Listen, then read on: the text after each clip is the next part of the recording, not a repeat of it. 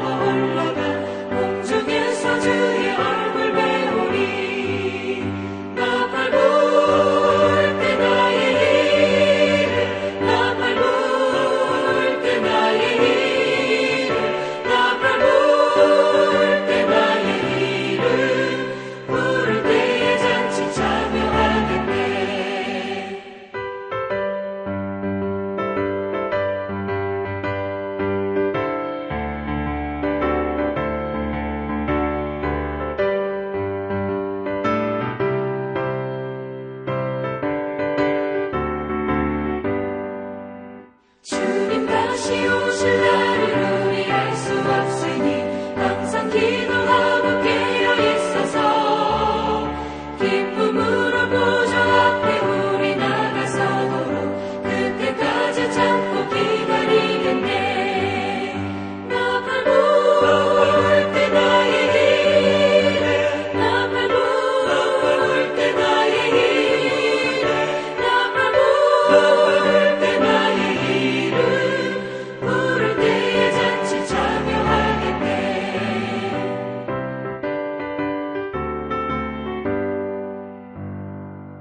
함께 기도하겠습니다. 하나님 감사드립니다. 오늘도 은혜로 붙잡아 주시고 말씀으로 채워주심에 감사를 드립니다. 주님과 동행하는 매일매일의 삶이 될 수 있도록 주님 붙잡아 주시고 정말로 가물어 메마른 땅에 단비를 내리시듯 우리 삶 가운데 하나님의 성령이 충만한 삶을 살아갈 수 있도록 아버지 은혜 베풀어 주시옵소서.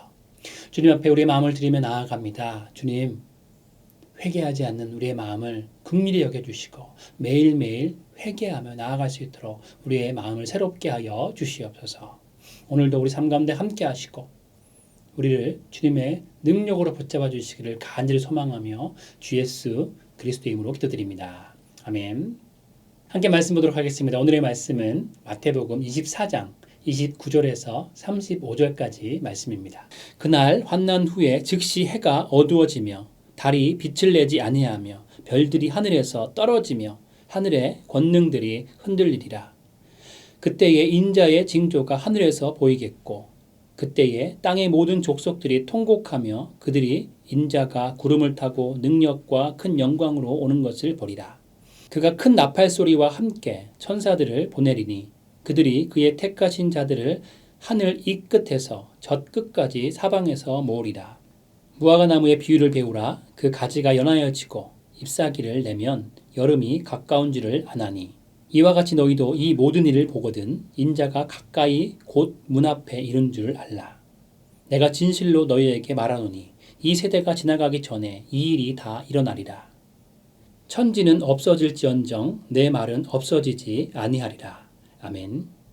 세계적인 구약학자 브루스 윌트키 교수님의 강의를 잊지 못하는 어느 목사님의 이야기가 있습니다. 그 목사님은 이 교수님의 첫 수업을 들었을 때 강렬했던 기억을 잊지 못한다고 하네요. 세계적인 신학자의 첫 수업을 듣는 모든 학생들은 바짝 긴장하면서 과연 이 교수님은 첫마디를 무슨 말씀으로 하실까라고 기대하고 있었답니다. 그런데 교수님은 교실에 들어오자마자 교실 앞 벽면을 꽉 채우고 있는 큰 화이트보드 정가운데에 펜으로 점 하나를 찍었다고 합니다. 그리고는 이것이 무엇인지 말해보라고 묻습니다. 그 질문에 학생들은 하늘에서 본 사람 같다, 우주에서 본 지구 같다, 땅에 흘린 음식 부스러기 아니냐라는 등의 다양한 답변을 하였답니다. 한참을 들으신 교수님은 이렇게 말씀하셨습니다. 교실 앞 전체 벽면을 가리고 있는 화이트보드가 하나님이라면 보일락말락하는 이 정말 작은 점이 내가 지금까지 알고 있는 하나님에 대한 지식의 크기입니다. 이제 막 신학 공부를 시작한 초년생이 아니라 50년을 넘게 구약을 연구해온 세계적인 학자의 고백이었습니다. 그리고 한마디를 더 하셨습니다. 하나님의 말씀 앞에 진심으로 겸손합시다. 우주를 다스리시는 크고 광대하신 하나님을 알게 되면 하나님 앞에 겸손해질 수밖에 없습니다. 예수님께서 우리를 구원하시는 하나님이시지만 또한 예수님께서 재림주이시면서 심판주이심을 깨닫게 되면 우리는 하나님 앞에 겸허해질 수밖에 없는 것이죠. 하나님을 진실로 깨닫고 하나님에 대해서 정말로 깊이 알고 있다면 우리는 하나님 앞에서 엎드릴 수밖에 없는 것입니다. 우리는 하나님에 대해서 많이 알고 있고 성경 말씀에 대해서 잘 알고 있다고 생각하지만 하나님이 보실 때는 정말 작은 조각에 불과한 것이죠. 그런데 우리는 과거를 너무 쉽게 잊어버리고 현실을 살아갈 때가 많습니다. 팍팍한 현실을 바쁘게 살고 있기 때문에 과거의 기억이 우리 안에 오래 머물지 못하는 것이죠. 하지만 우리가 반드시 기억하고 잊지 말아야 할 것이 있습니다. 오늘 본 말씀이 그렇습니다. 재림의 징조에 대한 말씀을 망각하게 되면 그 일은 돌이킬 수가 없는 것이죠. 오늘 말씀에서 예수님은 마지막 날에 보게 될 재림의 징조에 대해서 말씀하십니다. 오늘 본문 말씀인 마태복음 24장은 세상 끝날의 징조에 대해서 묻는 제자들에게 예수님께서 마지막 날에 있을 징조에 대해서 말씀하고 계시죠. 오늘의 말씀은 마지막 날의 징조에 대해 연결되는 말씀으로 예수님께서 재림하실 때 하늘에 징조가 있다는 것을 특별히 말씀하고 있습니다. 예수님께서는 재림의 때 어떤 일이 일어날지 분명히 알려주셨습니다. 그 일은 24장 앞절에 말씀하신 여러 가지 환난 후에, 그러니까 세상에서 일어날 모든 갈등이 다 끝난 후에 일어나게 됩니다. 재림의 때가 되면 우선 세상의 빛이 사라집니다. 해와 달이 어두워지고 별이 떨어지고 하늘의 권능들이 흔들립니다.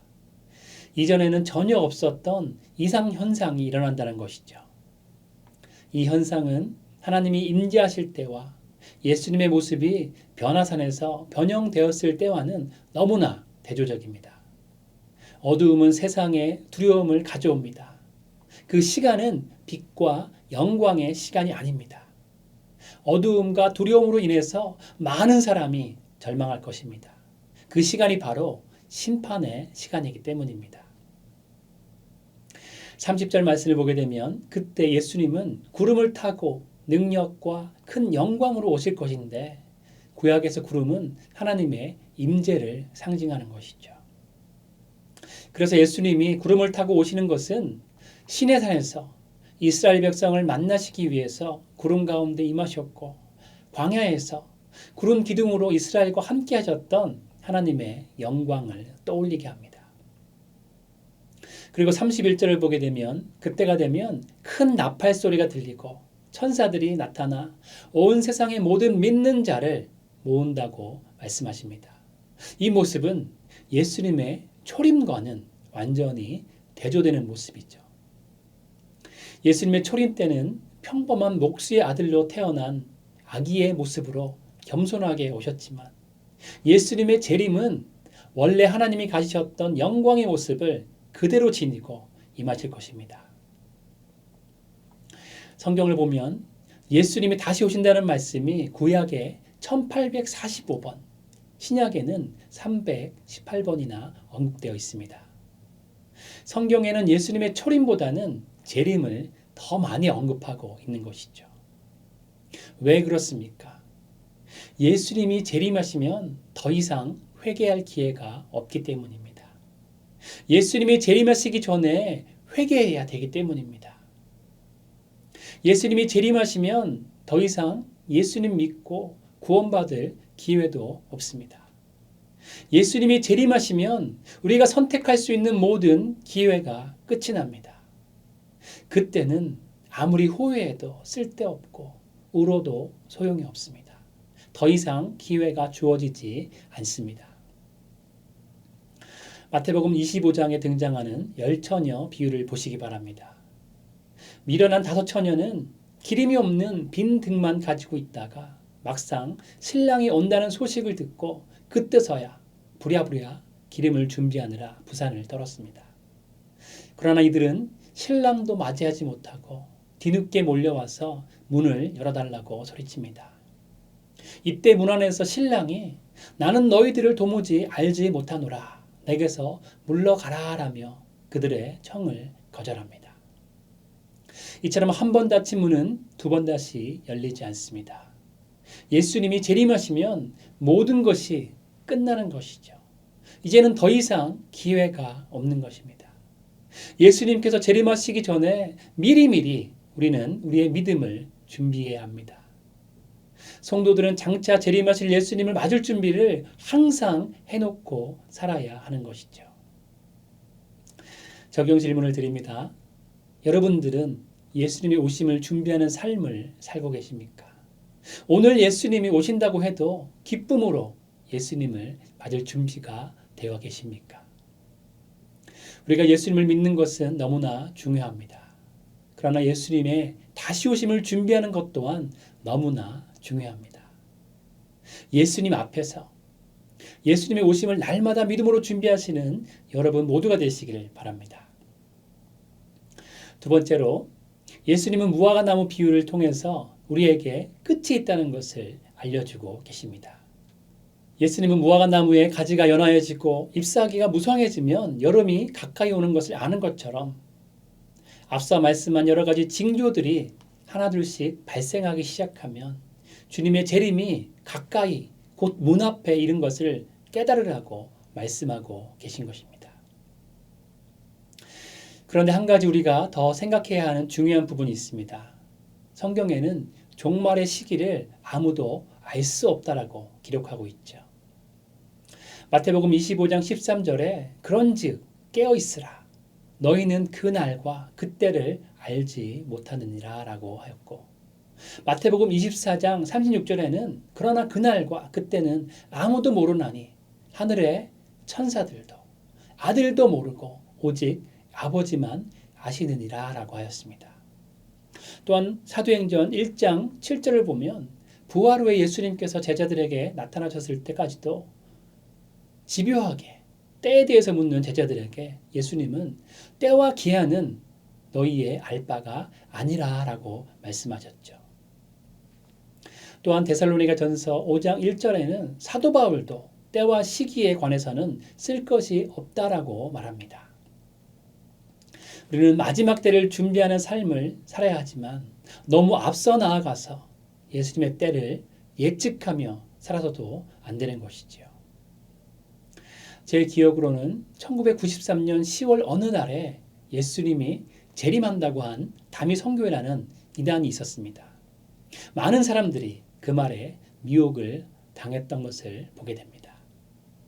저는 어릴 때부터 부모님과 함께 장로교회를 다녔었는데 예수님께서 재림하신다는 그때에 교회에서 말씀 집회를 하고 있어서 그 집회에 참석하고 있었습니다. 왜냐하면 어떤 사람들이나 어느 단체에서 예수님이 언제 오신다라고 한다면 그 말은 참이 아닐 가능성이 거의라고 생각되기 때문입니다. 말씀에 분명히 그날과 그 시는 아무도 모른다고 하였기 때문이죠. 그러나 우리가 그때가 언제인지를 예측하지 말아야 하지만 다른 한 가지 부분은 더 유념해야 합니다.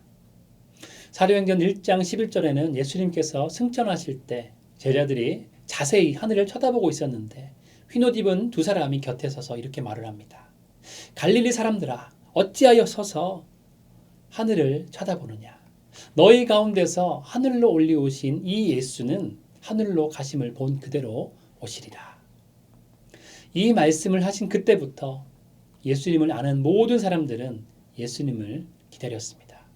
예수님의 재림을 마음을 다해 기다렸던 것이죠. 우리는 깨어 있어야 합니다. 오늘날 처처에 기근이 있고 나라와 나라가 대적하고 불의가 판치는 이 세상의 현상을 보면서 오늘을 마지막 날로 생각하며 깨어 준비해야 하는 것이지요. 예수님께서 언제 몇 시에 오시는가는 중요한 것이 아닙니다.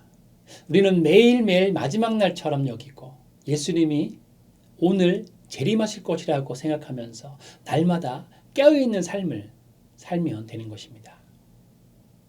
여러분들은 오늘도 말씀 안에 깨어 계십니까? 깨어 있으라 라는 말씀은 제자들에게 하신 예수 그리스도의 말씀입니다. 마태복음 24장 40절에서 43절을 보게 되면 그때에 두 사람이 밭에 있음에 한 사람은 데려가고 한 사람은 버려둠을 당할 것이요. 두 여자가 맷돌질을 하고 있음에 한 사람은 데려가고 한 사람은 버려둠을 당할 것이니라. 그러므로 깨어 있으라. 어느 날에 너희 주가 임하는지는 너희가 알지 못함이니라 라고 말했습니다. 주의해야 할 것은 이 말씀에서 버림당하는 자는 믿는 자라는 것입니다. 예수님께서는 분명히 마태복음 7장 21절에 이렇게 말씀하십니다. 나더러 주여 주여 하는 자마다 천국에 다 들어갈 것이 아니요 다만 하늘에 계신 내 아버지의 뜻대로 행하는 자라야 들어가리라. 기름을 준비하지 않은 5 처녀도 주여 주여 했으나 버림을 받았습니다. 1 달란트 받은 종도 주여 주여라고 했으나 악하고 게으른 종이라 책망을 받고 바깥 어두운 데로 내어 쫓김을 받았습니다. 지극히 작은 자를 외면한 자도 주여 주여라고 외쳤으나 버림을 당했습니다. 입으로 주여 주여 할 수 있습니다. 그러나 깨어있지 않으면 버림을 당하게 되는 것이죠. 깨어있는 자는 주인의 뜻대로 사는 자입니다. 주인의 오심을 기다리는 자입니다. 성령으로 충만한 자입니다. 여러분 모두는 항상 깨어서 예수님의 오심을 준비하시길 바랍니다. 날마다 말씀에 깨어서 말씀대로 사시면서 예수님의 참 기쁨 되시기를 소망합니다. 마지막으로 예수님께서는 하나님의 말씀은 변함없이 영원하다고 말씀하십니다. 경고의 말을 흘려 듣는 사람도 있습니다. 반대로 하나님의 말씀을 무겁게 받아들이는 사람이 있습니다. 그러나 어떤 사람이라도 시간이 점점 흐르다 보면 다짐과 행동이 흐지부지해지는 것을 보게 됩니다. 그래서 예수님은 분명히 종말과 심판에 대해 쐐기를 박으십니다. 천지가 없어질 수는 있어도 심판은 반드시 임할 것이라고 35절 말씀에 분명히 말씀하고 계신 것이죠. 마지막 심판의 때가 점점 더 가까워지고 있습니다. 이러한 시기에 우리는 어떻게 살고 있습니까? 예수님의 경고를 엄중하게 받아들여야 합니다. 예수님의 경고를 삶의 기준으로 삼아야 합니다. 예수님의 경고는 영벌과 영생을 나누는 기준이 되기 때문입니다. 35절 말씀에 예수님의 경고는 여전히 지금도 유효함을 말씀합니다. 오늘 본문의 말씀은 단지 마지막 심판을 위한 말씀이 아닙니다. 지금 이 시간을 하나님 앞에서 온전하게 살게 하기 위한 말씀인 것이죠. 시대를 분별하는 지혜를 가지려면 예수님의 말씀을 기억하면서 오늘 하루의 시간도 하나님 앞에서 온전히 살기 위해 노력해야 하는 것입니다. 스피노자는 내일 종말이 와도 나는 한 그루의 사과나무를 심겨놓으라 라고 말했습니다. 예수님의 재림을 망각하고 세상 일에만 너무 몰두하다가는 수치와 당혹함을 당하기 때문에 우리는 우리에게 은혜로 주어진 오늘을 최선을 다해서 믿음의 열매를 맺기 위해 살아야 하는 것입니다.